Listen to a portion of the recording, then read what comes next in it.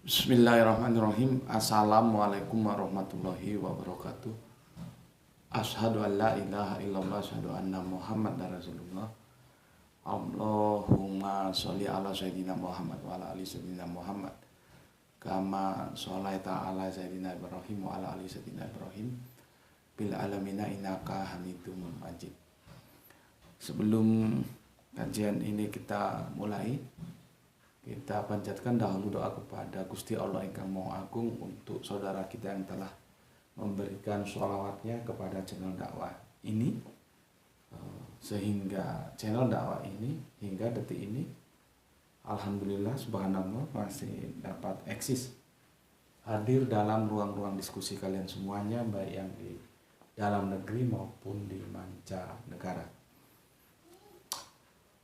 Dan sebuah harapan tentunya, semoga sholawat itu menjadi catatan langit amal soleh bagi mereka dan keluarganya kelak, dan insya Allah Allah akan membalasnya dengan balasan yang lebih baik lagi. Berikutnya, untuk seluruh leluhur terkasihku juga yang ada di mancanegara, di dalam negeri, aku ucapkan terima kasih ya. Semoga selalu always selalu untuk anti skip dan anti downloadnya ya. Yang bagi yang berkenan silahkan di-share link-link kajian dari channel dakwah ini. Begitu juga untuk doa-doa baiknya dari kalian semuanya lah ya. Aku ucapkan terima kasih. Semoga kebaikan doa itu juga tercurahkan kepadamu.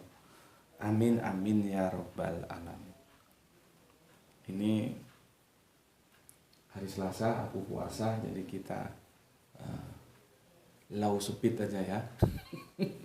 Nanti kalau high speed nanti di tengah jalan haus di repot.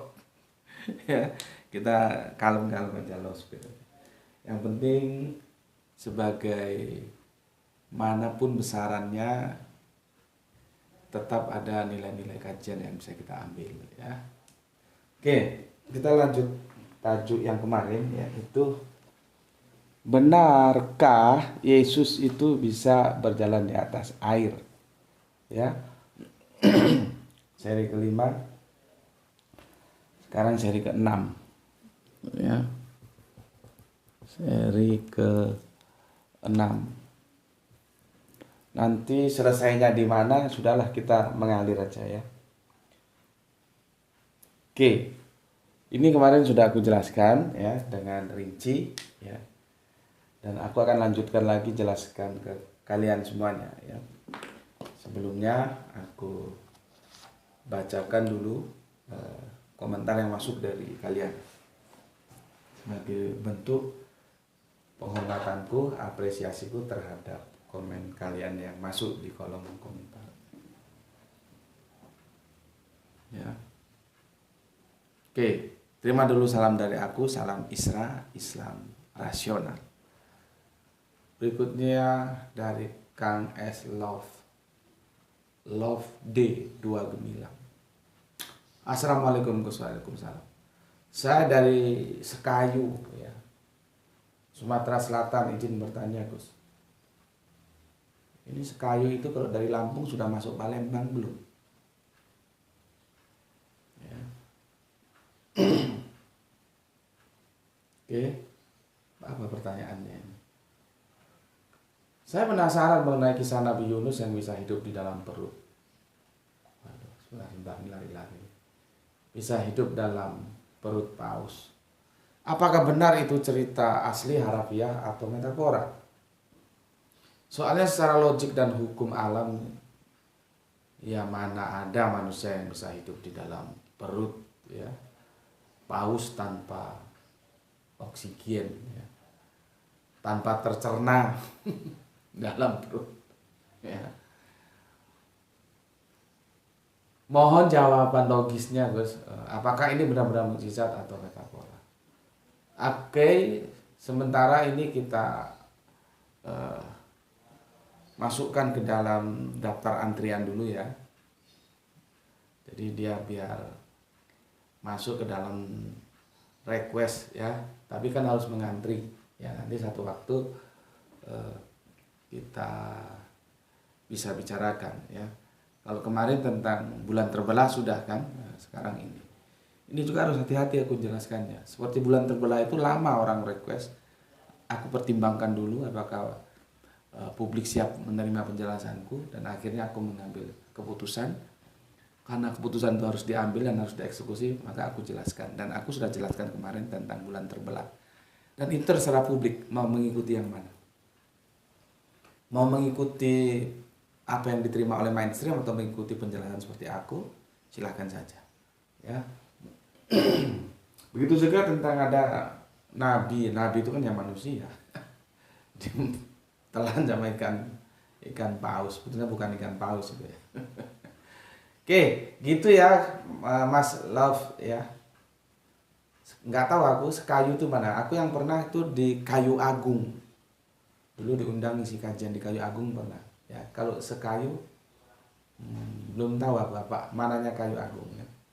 Oke. Terima kasih ya. Berikutnya sebentar. Mas Isdianto PPTK, alhamdulillah Gus Sidamanik hadir menyimak kajiannya, sangat cukup penjelasan ya. Ini lari-lari terus ini, kena apa namanya, ada yang masuk WA masuk jadi dia lari-lari. Sangat cukup penjelasan, semoga sehat selalu Gus dan murah rezeki. Oke, terima kasih untuk Kang Mas Sidanto PPTK dan salam juga untuk keluarga di Sidamanik. Dari Sidamanik kita terbang ke Ambon menemui Kang Mas Halim Rais. Assalamualaikum, waalaikumsalam warahmatullahi wabarakatuh. Salam Isra Ambon hadir, izin mengaji dan sehat selalu Tuan Guru. Oke, monggo silakan dan terima kasih atas doa baik.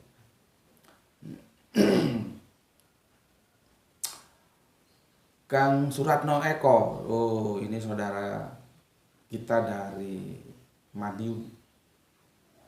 Alkitab hebat dan mantap, memberi pelajaran tentang ilmu dan kronologi. Oke, satu sisi memang dia hebat, satu sisi memang dia perlu dipertanyakan ya. Ketika berbicara tentang ilmu, tentang kronologi gitu ya.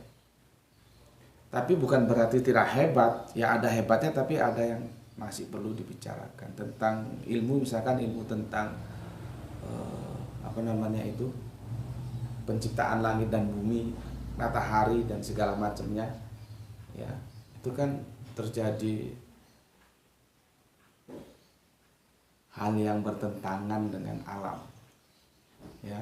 Bagaimana terjadi gelap dan terang sedangkan matahari belum diciptakan, padahal dunia sains, ilmu-ilmu tentang antariksa, terjadinya siang dan malam itu karena perbedaan posisi bumi ya terhadap matahari. Seperti kita sudah bahas kemarin tentang apa itu ya, tentang bumi datar ya. Kalau buminya itu datar ya nggak ada sore, nggak ada pagi, yang adanya siang dan malam karena dia langsung total belak, berputar belak gitu ya. Jadi nggak smooth ya. Nah, dan di situ bermasalah Mas Suratno Eko ya. Cuman di hal-hal lain kalau misalkan dia bagus ya bagus, ya harus kita terima. Jadi kita harus objektif. Bermasalah lagi nanti di kitab Markus juga begitu. Karena tidak ada satupun orang yang beriman kepada Yesus itu tidak mati kalau minum racun. Mesti mati. Itu melanggar sains. Megang ular juga begitu, bahkan pendeta dari Amerika kan videonya dulu kan banyak dan di YouTube masih ada sepertinya itu. Dia khotbah main-main ular, yang ya celaka orang ular itu berbisa ya. Jadi siapapun beriman tidak beriman kalau minum racun ya mesti mati gitu. Itu kan melanggar sains. Artinya ada hal-hal yang perlu dikoreksi. Tapi kalau jenengan bilang Alkitab hebat dan mantap, memberi pelajaran tentang ilmu, kronologi, ya tidak masalah, aku setuju-setuju saja. Cuman dalam tanda kutip ada hal-hal yang perlu dibicarakan ulang. Oke, itu untuk Kang Mas Suratno. Kemudian Mas Irfan Al Akbar ya, masih selalu always dan tidak pernah never dia. Mantap. Ya, Kerinci Jambi menyimak sambil menikmati makan malam bersama teman-teman. Oke, salam untuk teman-teman di sana ya. Siapa tahu di antara teman-temannya juga ada yang ikut ngaji bareng Mas Irfan Al Akbar di channelnya Gus Peti. Oke, terima kasih. Semoga selalu dalam ridha Allah ya, dan selamatlah ya. Selamat dalam segalanya, dalam pekerjaannya, dalam diri pekerjanya juga ya. Semoga tidak ada kecelakaan kerja ya. Sehingga tetap menjadi harapan keluarga keselamatan dalam bekerja. Oke, terima kasih untuk Kang Mas Irfan Al Akbar. Kemudian Kang Mas Dimas Sunse, Semarang selalu hadir mengaji, Tuan Guru, salam Isra. Oke, terima kasih. Salam untuk keluarga di Semarang. Soleha kita Gispati, alhamdulillah, Palu Nyimak Tuan Guru, salam Ubaru, salam Isra. Oke, terima kasih. Salam juga untuk keluarga di Palu. Mantap juga ini. Ubaru dan Isra. Oke. Siapa ini? Wahyu. Assalamualaikum, waalaikumsalam. Ternyata berat juga untuk tidak skip iklan. Wah, tapi gimana lagi, sementara sholawat ini yang baru mampu. Salam Isra, Brebes nyimak.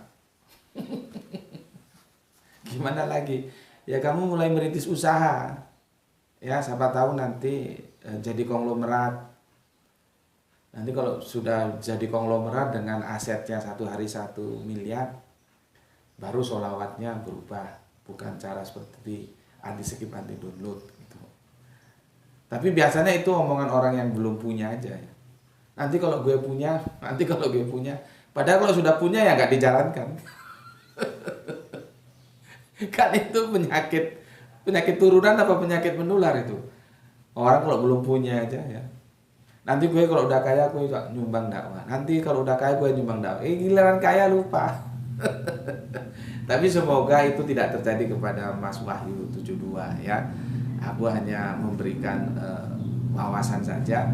Ya kalau mau sholawatnya berupa kemampuan finansial, ya cobalah berusaha jadi konglomerat ya.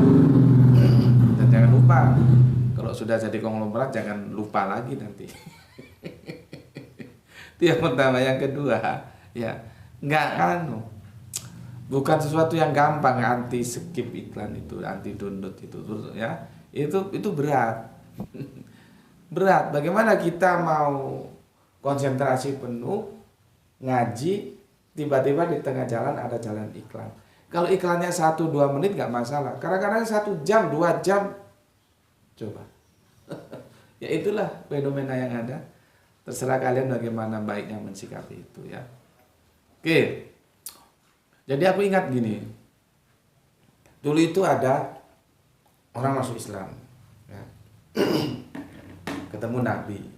Nabi kan jagonya psikolog ya. Jadi ada 5 orang tanya hal yang sama terhadap Nabi, itu nanti jawabannya itu bisa 5 jawaban yang berbeda padahal yang ditanyakan sama. Karena apa? Nabi menjawab itu tergantung situasi dan kondisinya si penanya. Karena si penanya itu 5 kondisinya beda, maka jawabannya beda. Ya. Nah ini begini ceritanya, ada orang masuk Islam, ya sudahlah diterima sama Nabi masuk Islam. Setelah itu dia tanya, apa yang nggak boleh? Nabi cuma dikasih 1 aja. Kanjeng Nabi bilang, jangan bohong. Ya, jadi jangan bohong gitu. Menurut dia mungkin saat itu enteng, cuman nggak boleh bohong aja kok. Yang penting gue udah masuk Islam. Dia kira itu bukan masalah yang berat. Ternyata setelah berlalu beberapa hari dia rasakan bahwa tidak berbohong itu bukan masalah yang ringan, tapi masalah berat. Karena apa? Penyakit lamanya kambuh. Penyakit lamanya itu apa? Dia ingin berzina. Pada saat itu Kanjeng Nabi nggak bilang kamu jangan berzina, di dalam Islam dilarang. Enggak begitu. Nabi cuma bilang jangan bohong. Dikirain dia orang tidak bohong itu mudah, ternyata berat.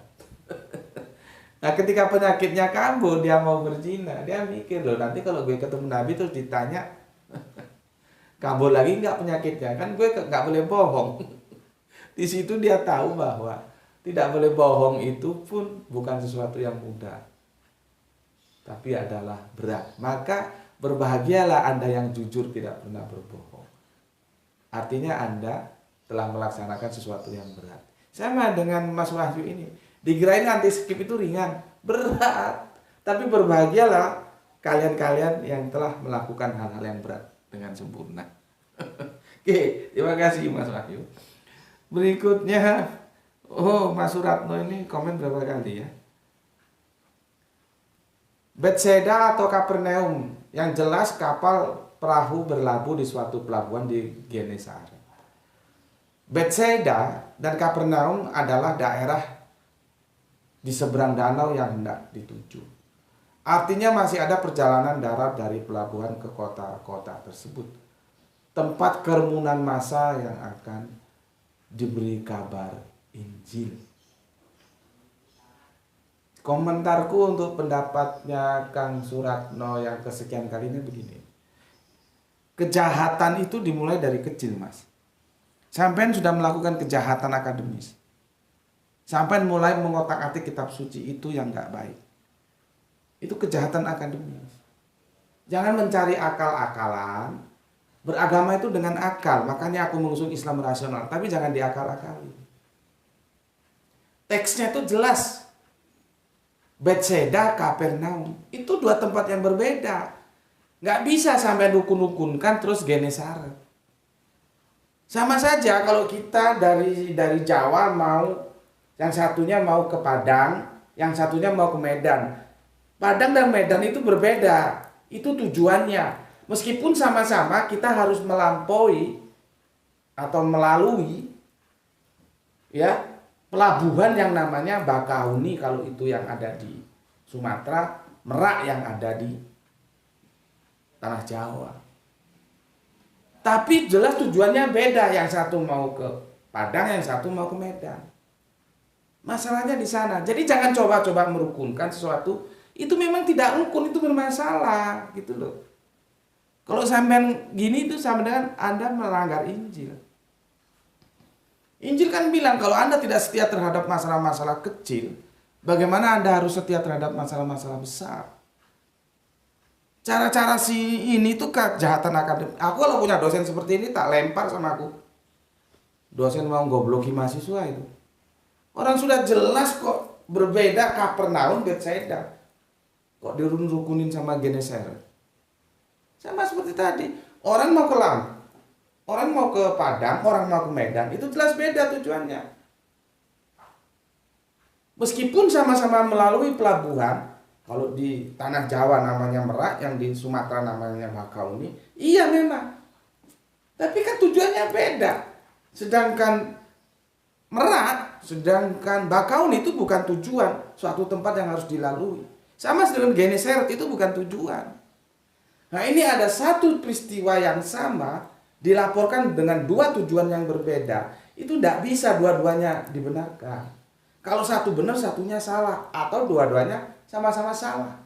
Kalau dua-duanya sama-sama benar itu tidak bisa. Itu sudah rumus, Mas.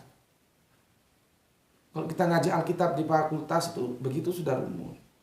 Jadi jangan sampai ngotot, mending sampai lebih lebih sportif, iya memang salah. Maka yang salah ditinggalkan. Terserah pilihan Anda ke Kapernaum atau Bethsaida. Itu baru gentleman. Kalau dengan cara-cara seperti ini kejahatan akademis. Bener loh aku bilang. Kalau aku jadi mahasiswa, dosenku seperti ini tak lempar sama aku, tak ajak duel sama aku. Aku kuliah bayar mahal kok mau digoblok-gobloki. Dengan cita-cita seperti itu. Bener ini. Aku kalau cari, salah satu yang membuat aku bisa begini ini karena aku mencari guru-guruku itu bukan guru-guru yang kaleng-kaleng. Harus guru-guru yang berkualitas. Gitu ya. Jadi itu Mas ya. Sudahlah. Jangan melakukan kejahatan akademis seperti ini karena Injil pun melarang. Ya. Anda pada pilihan aja. Silakan, aku juga ada maksa. Yang Bethsaida atau Kapernaum. Gitu aja ya. Oke. Berikutnya Fetatang 80, luar biasa agama rasional. Ini multi tafsir nggak tahu ini maksudnya. Luar biasa Apakah ini satir ataukah ini ya, oke, terima kasih atas komentarnya Mas Petatang 80 ya. Luar biasa agama rasional. Oke. Berikutnya Kang Rahmat Mustafa. Saya emang tipe murid bebal, Mas.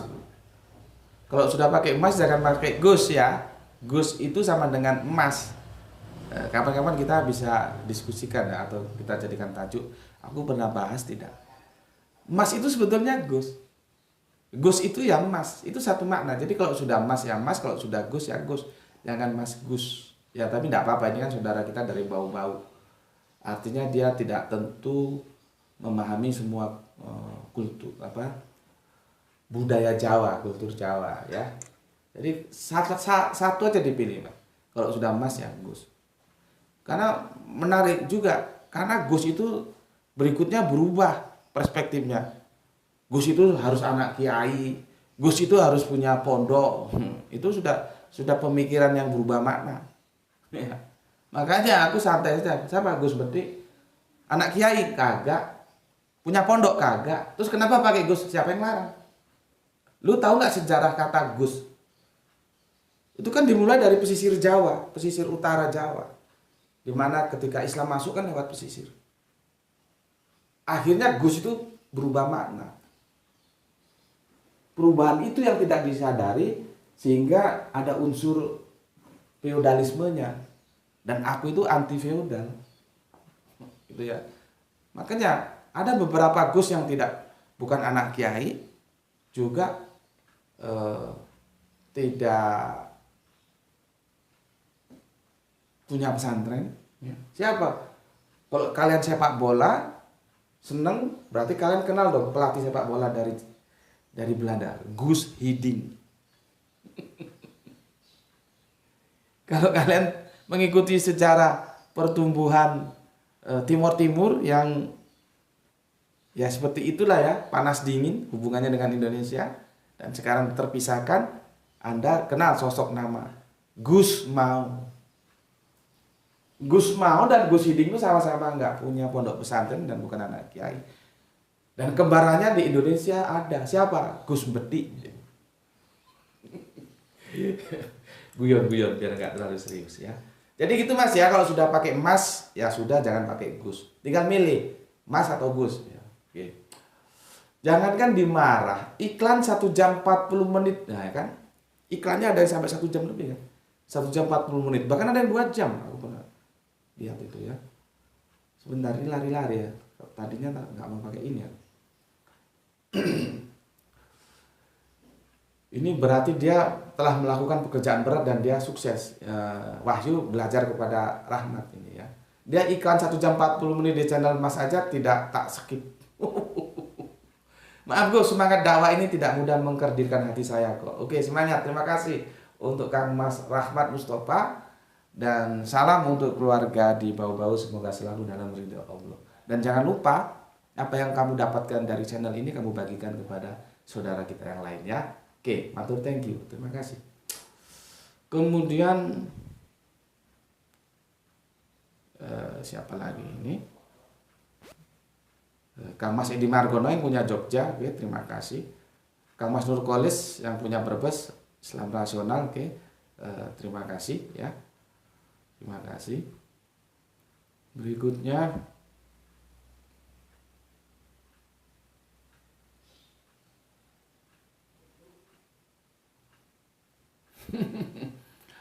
panjang sekali Mas Suratno, ini komen yang ketiga. Oke, terima kasih Mas Suratno ya. Saya mau fokus nanti kan aku bacakan aja lah ya. Tapi aku tidak komentari ya. Karena aku mau membagi. Kemarin kan dari Kang Mas Suratno kan sudah aku tanggapi. Aku sekarang akan tanggapi dari Bapak dosen kita ya, Sili Ginting ya. Oke, gini tulisannya Kang Suratno ini komentarnya. Para murid tidak bisa melihat Yesus, bukan berarti Yesus tidak dapat melihat kesulitan para murid dengan laut. Artinya Yesus telah berjalan di atas air menyusul para murid saat terjadi badai. Kok bisa tepat sampai dekat perahu. Iya dong, Yesus saja bisa melihat masa lalu perempuan Samaria dan masa depan Petrus yang menyangkal dia, ya. Ditambah lagi seharusnya tentang apa yang akan dilakukan oleh yang sekarang jadi debatable, apakah dia pengkhianat atau dia pahlawan. Ya, siapa itu? Ya, sehingga dengan dialah bisa tersalib, ya. Itu kan perdebatan itu.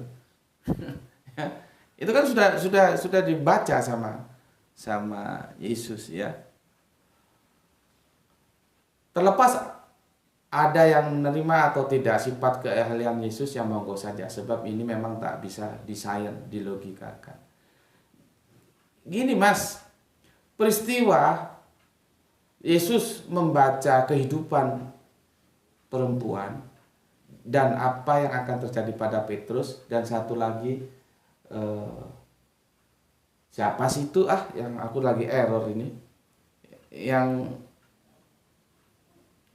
Yesus itu sehingga tersalib itu siapa namanya, ya. Kalau sedang error lagi ini.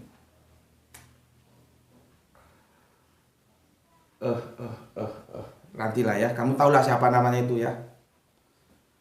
Itu tidak melihat dengan mata ini Mas, itu melihat dengan mata hati. Jadi inilah kelalaian sampean selalu mencampur adukkan duduk masalah, ya.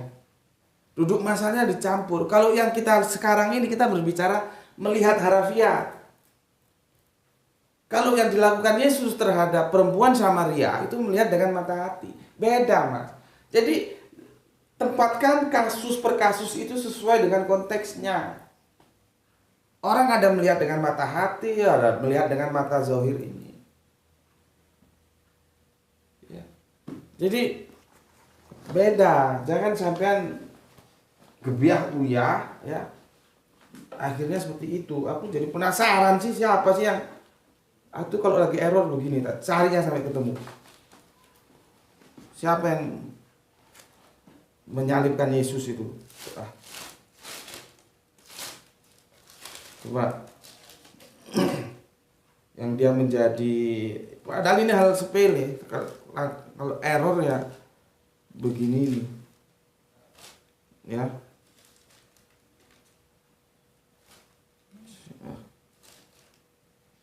Pohon anggur penghibur. Aduh, siapa sih?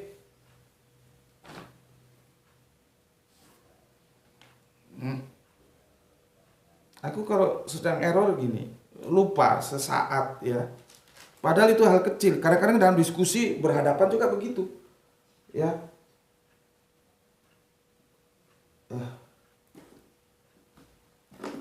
Tak cari di sini murid yang berkhianat, ya, supaya cepat. Nanti kok sudah tahu namanya, oh ini dia, ini juga error, ya.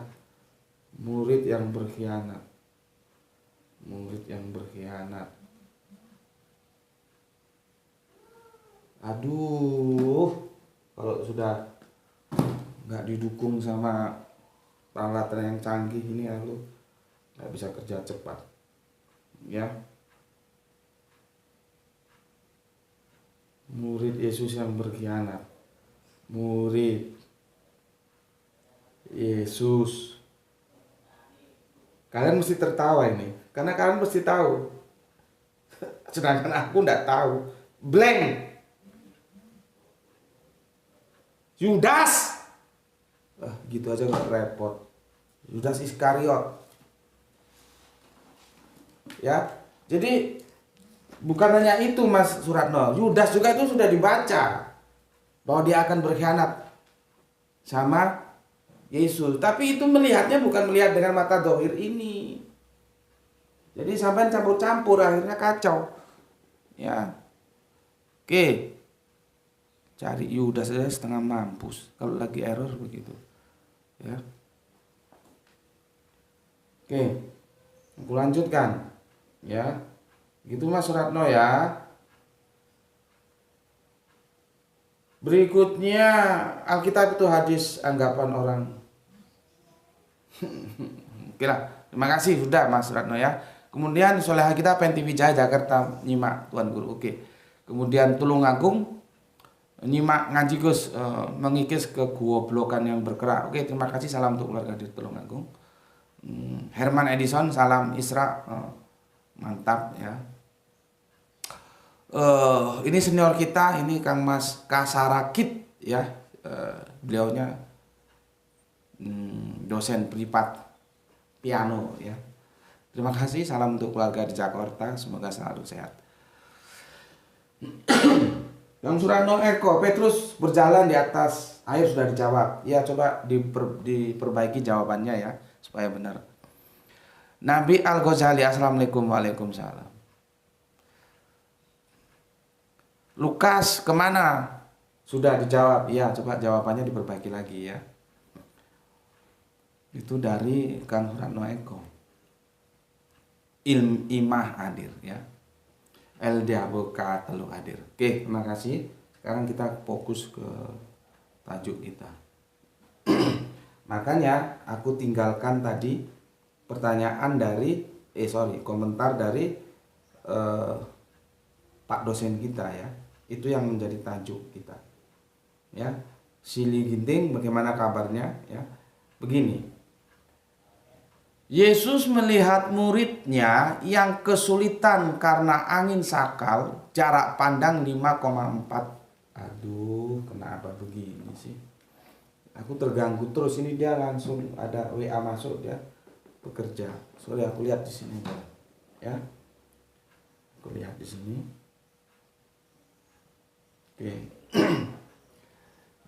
Jadi kalau aku baca komentar dari saudara kita ya, Bapak dosen kita, itu Bapak dosen itu sudah mengakui bahwasannya dalam keadaan tempus yang itu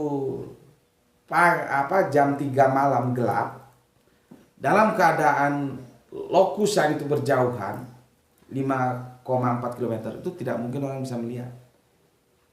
Ya, karena begini yang disampaikan oleh Shirley Ginting. Ini Bapak dosen kita ya.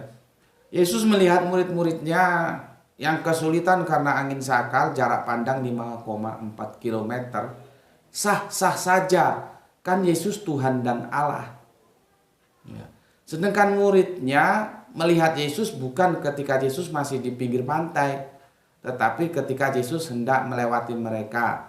Salam sehat selalu. Salam sehat juga untuk Sili Ginting ya, yang ada di Tanah Karo, dan salam juga untuk keluarga di sana. Jadi gini, dari komentar ini, haleluya, subhanallah, Sili Ginting sudah mengakui ya, tidak mungkin orang bisa melihat dalam kondisi gelap dan jauh. Ya, karena Yesus itu Tuhan dan Allah, maka dia bisa melihat. Nah, kan begitu. Yang berikutnya,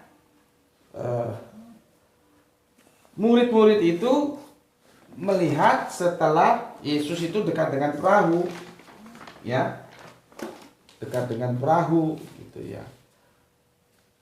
Apa dia bilang? Ketika Yesus hendak melewati mereka, gitu. Ya, jadi dibagi begitu. Kalau aku kan tidak, masing-masing dalam jarak yang 5,4 km, ya.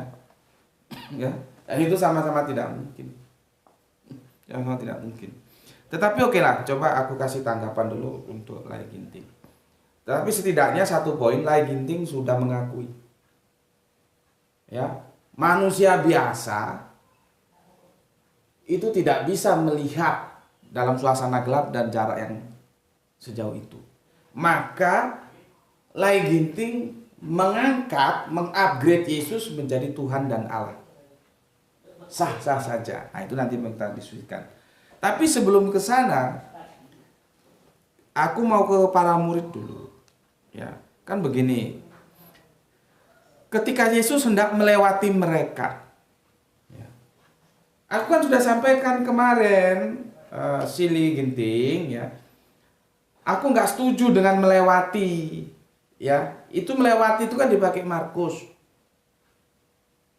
Ya, aku setuju yang dipakai Yohanes itu mendekati. Coba jenengan lebih tahu lah, jenengan kan dosen bahasa Yunani. Lihat edisi Yunaninya coba. Terjemahannya itu lebih tepat melewati atau mendekati. Beda. Kalau melewati itu bukan tujuan, sedangkan Yesus ke sana itu tujuan, ke kapal itu tujuannya. Jadi nggak tepat kalau pakai kata melewati. Begini loh contohnya ya. Aku mau pulang ke rumah melewati lapangan. Lapangan itu bukan tujuanku, tujuanku ke rumah. Ya. Tapi kalau aku berjalan, aku pulang mendekati rumah, nah, itu lebih tepat karena rumah itu tujuan. Gitu loh. Sama dengan Yesus. Yesus itu mengejar para murid, tujuannya itu ke perahu itu, maka dia menggunakan kata mendekati. Seperti yang dipakai Yohanes itu lebih tepat daripada diterjemahkan melewati yang dipakai Markus itu tidak tepat. Kalau melewati itu bukan tujuan. Beda kan? Aku mendekati rumah sama aku ke rumah tapi melewati lapangan. Itu ya. Itu kemarin sudah kok ya. Sudah aku jelaskan. Ya mungkin lagi terlewatkan memperhatikan itu ya. Kemudian Tuhan dan Allah. Lagi sudah memposisikan Yesus itu sebagai Tuhan dan Allah, terus menafsirkan ayat ini, jadinya ya begitu. Dan itu terjadi ya kalau kita lihat bagaimana Yohanes 1 pasal 1, bagaimana Ibrani 1:8 yang besok akan kita insya Allah bisa kita kupas tuntas. Itu kalau kita lihat perdebatan-perdebatan high class, itu terjadi perdebatan-perdebatan penafsiran, terjemahan. Karena apa? Karena masing-masing berangkat sebelum menerjemahkan itu sudah terjerembab, terjerat dalam otaknya masing-masing tentang who is Jesus. Jadi terjemahannya jadi amburadul semua. Dan jenengan melakukan itu dalam memahami tentang Yesus itu berjalan di atas air atau tidak. Tapi sebelum ke sana aku jelaskan dulu, sebetulnya kita ini sudah bergeser, tapi ya alhamdulillah geserannya itu belum out of topic. Sebetulnya kan kajian kita kan Yesus berjalan di atas air kan. Itu benar-benar mujizat atau tidak? Ya. Kan begitu. Yesus berjalan di atas air. Itu sebetulnya yang kita kupas. Ya. Tapi akhirnya bergeser karena apa? Tuntutan-tuntutan diskusi kita dari komentar yang ada dan dari teks-teks yang ada memang membawa kita untuk bergeser sedikit.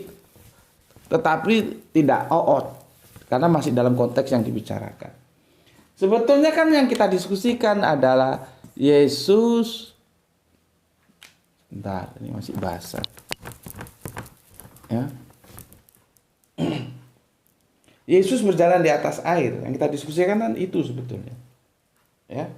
Yesus berjalan di atas air.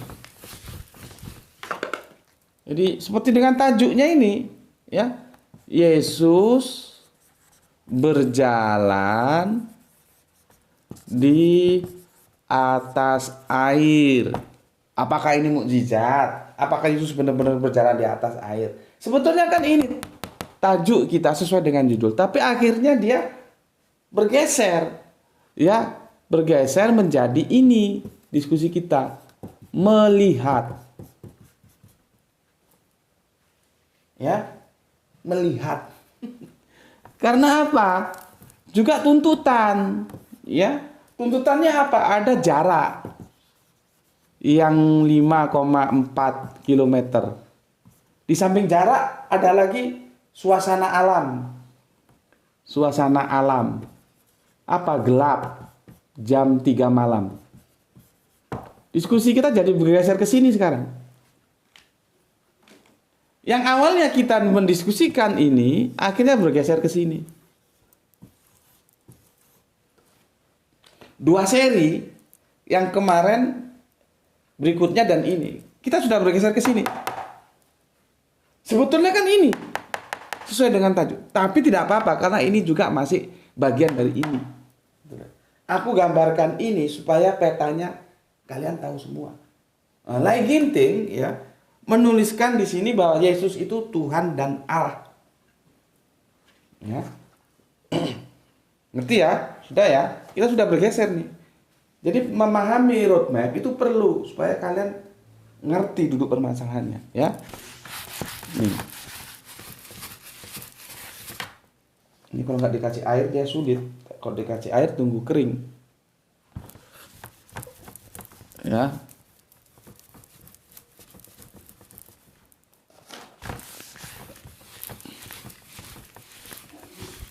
Kan kalimat lain gini begini. Yesus melihat muridnya yang kesulitan karena angin sakal, jarak pandang 5,4 km sah-sah saja. Kan Yesus Tuhan dan Allah. Jadi sudah diposisikan Yesus itu Tuhan dan Allah.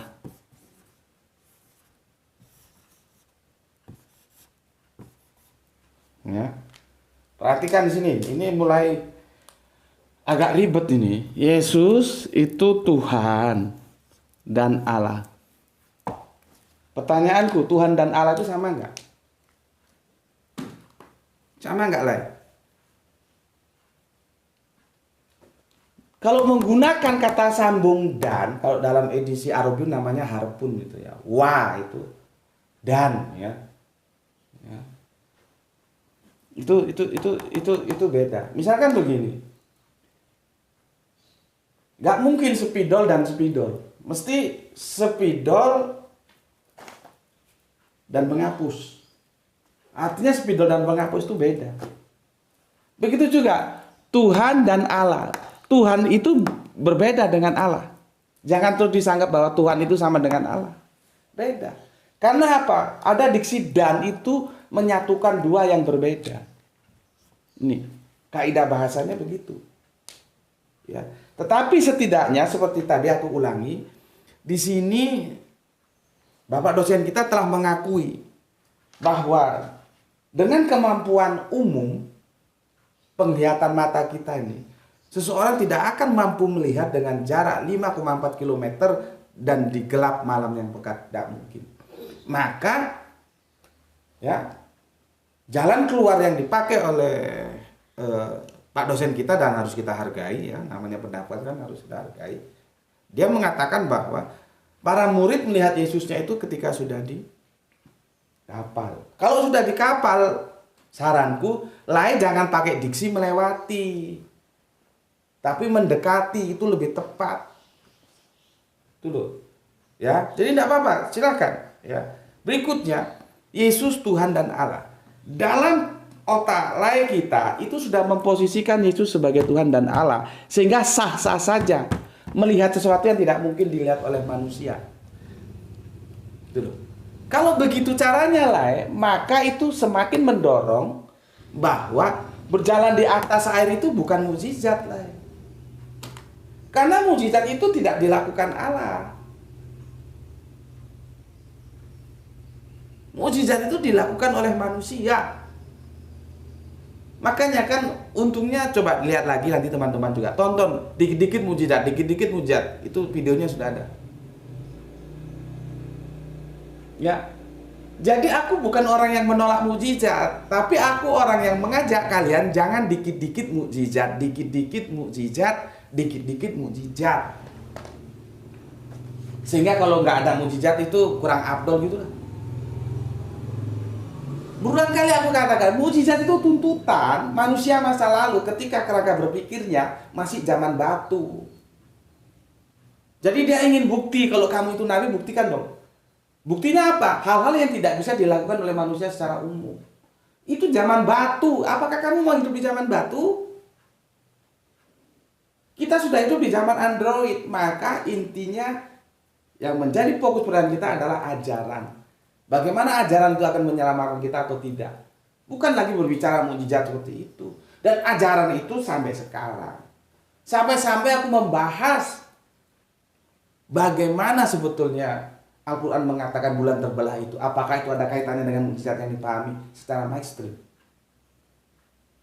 Karena kalau bulan terbelah aja terus ada apanya dengan bulan terbelah?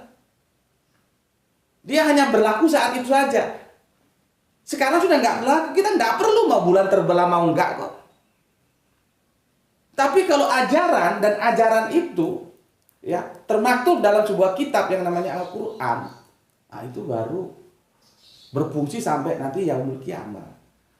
Jadi Al-Quran itu kamu perlukan sampai nanti yaumul kiamat. Kalau sekedar bulan terbelah, ya saat itu aja. Gitu loh. Ya. Jadi supaya Lai Ginting tahu.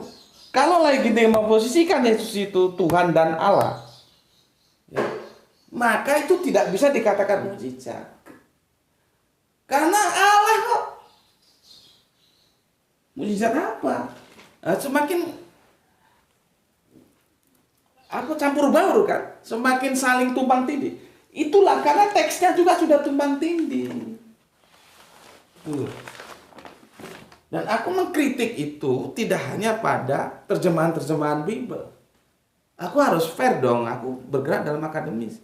Terjemahan-terjemahan Al-Quran pun yang kacau balau tak kritik.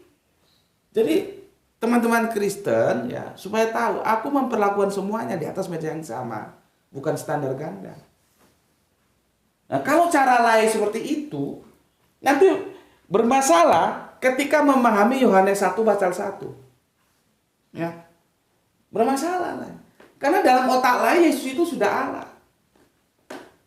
Ya. Coba kalau dibersihkan dulu. Jangan dulu berpikir Yesus itu siapa, ikuti aja terjemahannya. Apalagi Lai kan dosen bahasa Yunani, dan itu kan bahasa Yunani, ya kan begini, ya enarke en hologos, ya kai hologos pros tonteon, ini kan, bentar, kalau aku tulis semuanya nanti terlalu panjang, ya tonteon, ya. Tonteon. Kan gini kan? Yang kedua, ya baru kaiteos, ya, en hologos, theos.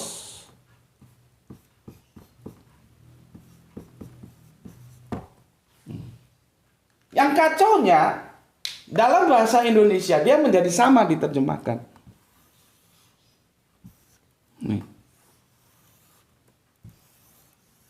Nih, apa terjemahannya?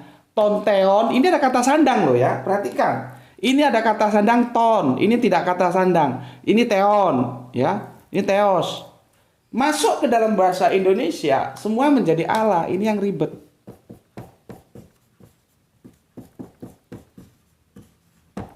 Ini loh.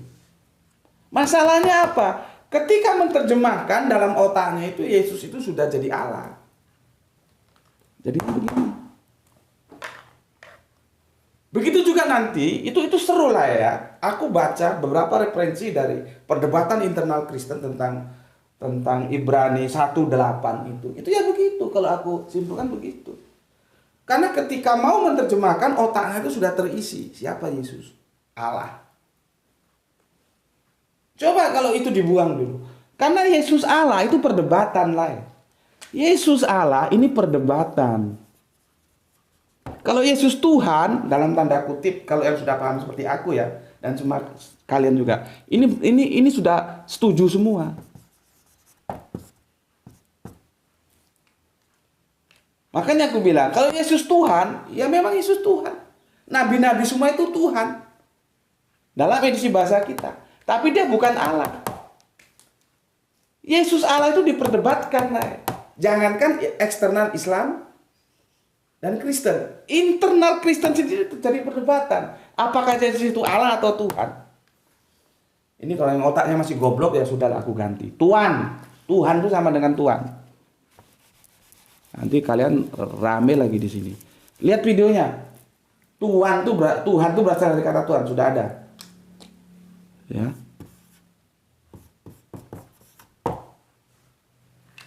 Di sini kita nggak berdebat, di sini berdebat dulu. Dan ini jelas beda karena Tuhan dan Allah.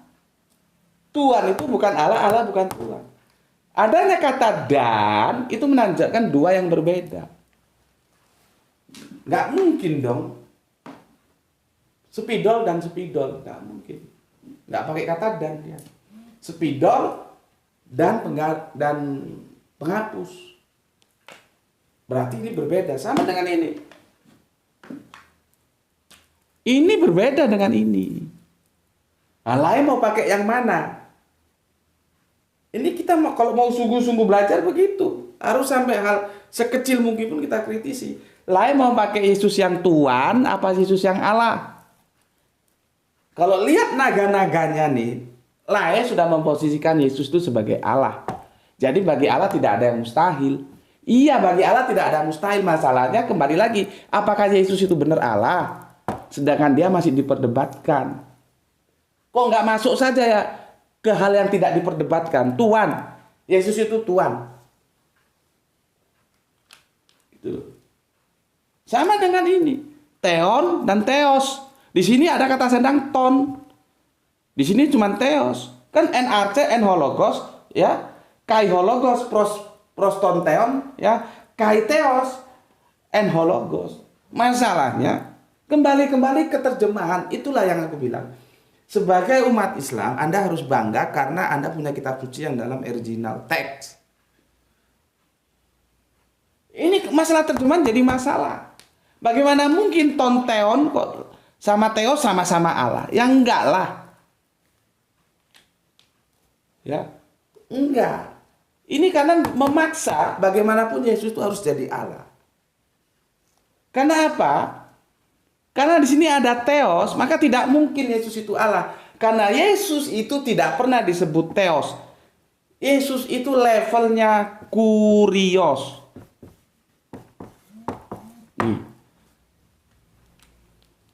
Bukan. Itu, Injil-Injil itu. Pernah nggak Yesus disebut Theos? Nggak pernah. Yesus itu Kurios. Kurios itu Indonesianya apa? Ya ini. Tuhan itu Kurios. Tidak Allah. Dari sini kita tahu, kalau dari kata berarti Theos ini bukan Allah. Itu. Tetapi apa? Theos itu adalah ilahi.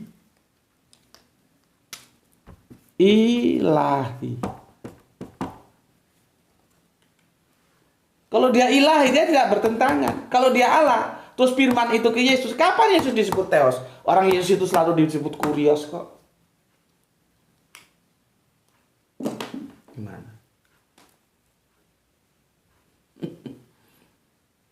Ini hanya sampingan saja ya, sampingan saja. Mumpung kesini sekalian aku jelaskan. Nanti kalau mau kita bikin rinci tentang bagaimana Yohanes 1:1 itu harus dipahami.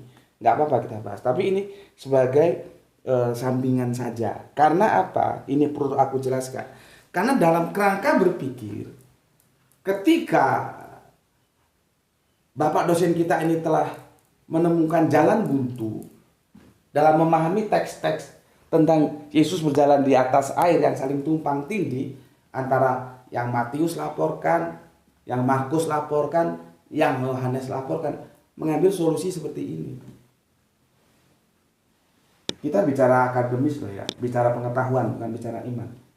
Kalau bicara iman tentunya ya silakan saja dan kita harus hormati. Kalau sili kita, Bapak dosen kita mengatakan Yesus itu Tuhan dan Allah. Sudah aku katakan, Yesus itu Tuhan, kita tidak berdebat. Yesus itu Kurios, kita tidak berdebat. Yesus itu Theos, kita berdebat.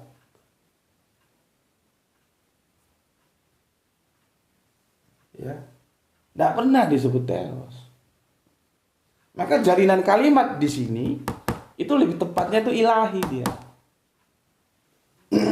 Bukan Allah.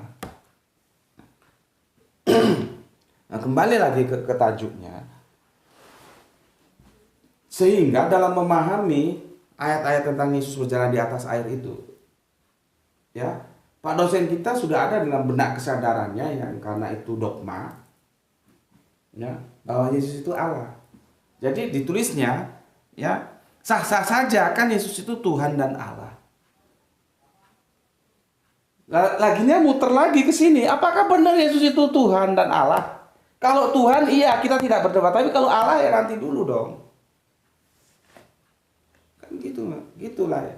Sini. Ya. Nggak sesimpel itu. Jadi intinya mau diputar kemanapun, ini ayat bermasalah. Ya. Terus bagaimana kita akan mempercayai tentang Yesus berjalan di atas air itu mukjizat? Kalau digeser lagi tambah kacau. Kalau Yesus diposisikan sebagai Allah, berarti bukan mukjizat, karena mukjizat itu hanya kepada makhluk. Mukjizat itu apa? Karakter ilahi ini loh.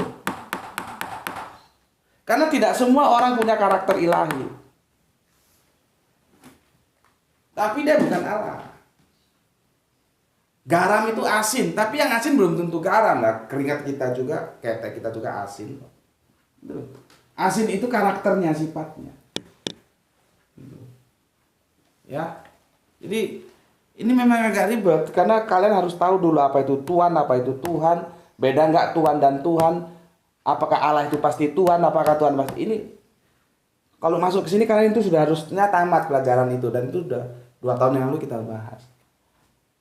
Maka kalau yang bingung mendengar kajian ini, ya silakan dilihat dulu video-video yang lalu, ya.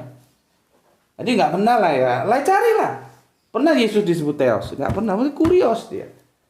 Nanti ini padanannya kalau di terjemahan bahasa Inggrisnya, Yesus itu, nih ya, ini sudah ya, ini gua hapus. Sini, ya, supaya clear sekalian. Coba kalian buka lah Injil-Injil yang berbahasa terjemahannya dalam bahasa Inggris. Ya. Nanti tanya kepada orang-orang Inggris lah. Jangan orang yang ngerti bahasa Inggris, orang Inggris asli. Kamu tanya, ya. Supaya kamu dapat informasi yang A1, yang akurat. Istilahnya itu ada 2, ya. Ada Lord. Ini juga jadi masalah nanti. Karena repot ya. Karena nanti dibedakan lagi kalau Lordnya begini.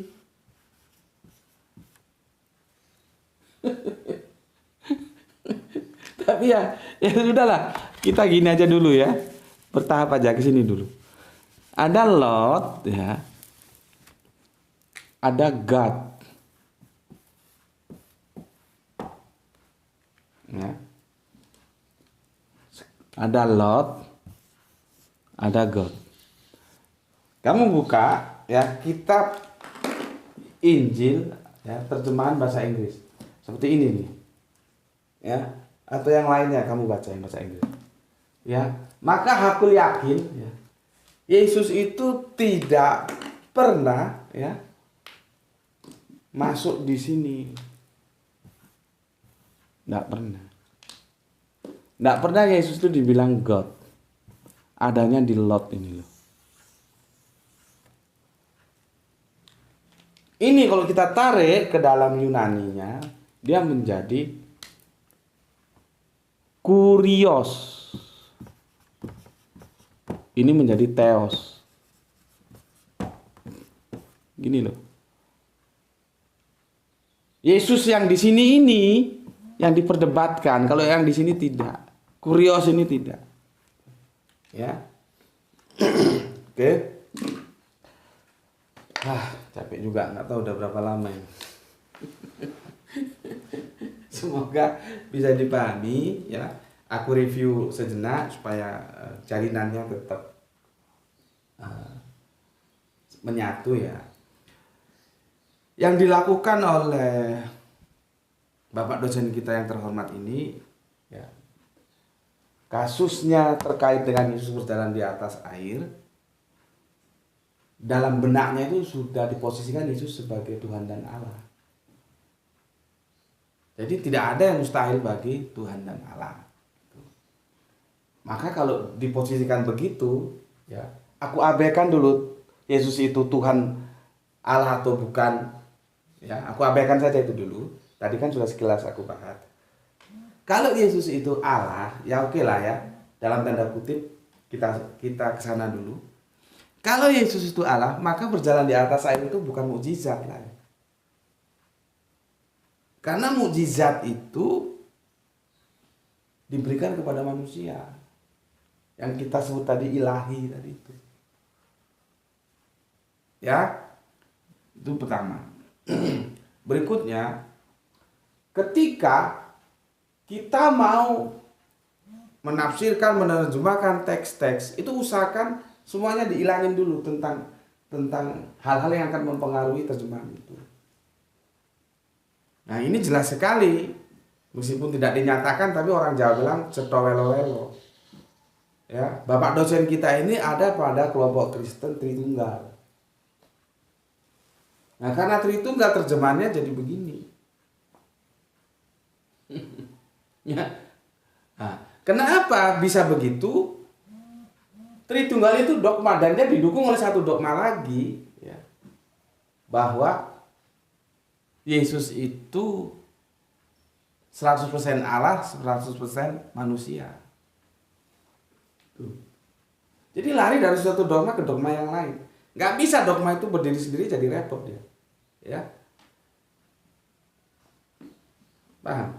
Nah, sementara kalau Yesus itu Allah, bisa nggak dalam satu waktu itu Yesus itu sebagai Allah juga sebagai Tuhan? Pertanyaannya kan di sana. Kan gitulah. Kan gitu sini, ya. Kan jelas-jelas di situ dikatakan terlepas dilihatnya setelah dekat perahu ataupun masih jauh di perahu seperti perdebatan kita. Tapi kan teksnya murid-murid itu melihat Yesus. Itu teksnya, ya. Murid-murid itu melihat Yesus kan begitu. Itu faktanya begitu loh, lah.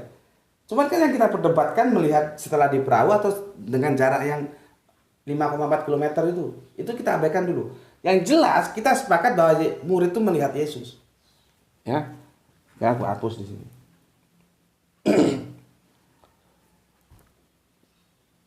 Ya, aku hapus di sini supaya enak. Ya. Coba buka kitab, ya. Ini. Yohanes 1:18. Yohanes, ya. Yohanes 1 berapa ini tadi? Enggak.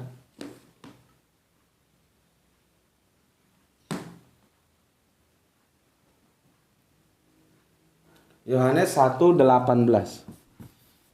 Nanti ada lagi 1 Yohanes, ya, 4:12. Ya. 4:12. Apa katanya di sini? Bahwa Allah, ini teks juga tekstual loh ini, ya. Itu tidak dapat dilihat.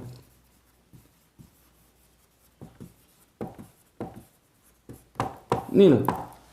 Aku bacakan ya supaya clear. Ya. Yohanes 1:18. Tidak seorang pun yang pernah melihat Allah, tetapi anak tunggal Allah yang ada di pangkuan Bapa, dialah yang menyatakannya. Percaya nggak sama omongan Yesus? Yesus bilang tidak ada yang pernah melihat Allah. Ya. Berikutnya 1 Yohanes 4:12, ya. Tidak ada seorang pun yang pernah melihat Allah. Jika kita saling mengasihi, Allah tetap dalam kita dan kasihnya sempurna dalam kita. Yang aku bidik sebuah pernyataan yang sama di sini. Di sini dan di sini sama-sama mengatakan Allah itu tidak dapat dilihat. Nah, sekarang kembali ke permasalahan lain. Murid-murid di kapal itu melihat Yesus. Nah, terus Yesus Anda posisikan sebagai Allah, padahal Allah tidak dapat dilihat. Nah, kan seperti yang aku bilang tadi, kita rame di melihat ini. Ya, yang jarak 5,4 km dan gelap yang jam 3 malam itu, ya. Asalnya sih kita mendiskusikan tentang berjalan di atas air. Akhirnya di sini, terjebak di sini. Tapi ya nggak apa-apa. Ya, melihat ini. Lah kalau Yesusnya Anda posisikan sebagai Allah, sudah jelas salah. Karena Allah tidak bisa dilihat. Siapa yang bilang? Yesus sendiri. Padahal di cerita itu, ya, murid itu melihat Allah. Karena apa? Karena Yesus Anda posisikan sebagai Allah. Jadi ya blunder. Ya. Oke. Sampai di sini dulu ya. Semoga kita bisa bertemu lagi ya dalam kajian-kajian ya. Agak rumit. Kalau kalian sulit mengikutinya aku bisa maklum. Ya. Agak ribet memang menjelaskannya. Ya, tapi aku berupaya semaksimal mungkin untuk mengajak kalian berpikir logik ya. Jadilah Islam rasional. Ya. Oke, sampai di sini dulu ya. Untuk teman-teman Islam, jaga Islam, jaga Allah, jaga Kanjeng Nabi, jaga Al-Qur'an ya. Dan tetap teguhlah ya membawa iman itu sampai engkau menutup mata, tetapi jangan lupa beri hormat kepada saudara-saudara kita yang memilih jalan yang lain ya. Dalam konteks ini khususnya kepada Bapak dosen kita ya, Bapak Silly Arlison Ginting Master Teologi ya. Tentunya dalam rangka akademis kita boleh berdebat, tapi kalau sudah masuk ke aplikatif kita harus hormati ya. Pendapat beliau seperti itu ya sudah kita hormati. Meskipun kita tidak ketemu ya, karena argumentasi seperti itu. Dalam rangka akademis aku tolak. Ya. Tapi dalam rangka praktis kita harus hormati ya. Itu dari aku ya. Terima kasih untuk semuanya ya. Semoga kita insya Allah mendapat rezeki yang barokah dan kesehatan yang prima. Bismillahirrahmanirrahim. Alhamdulillahirabbil alamin.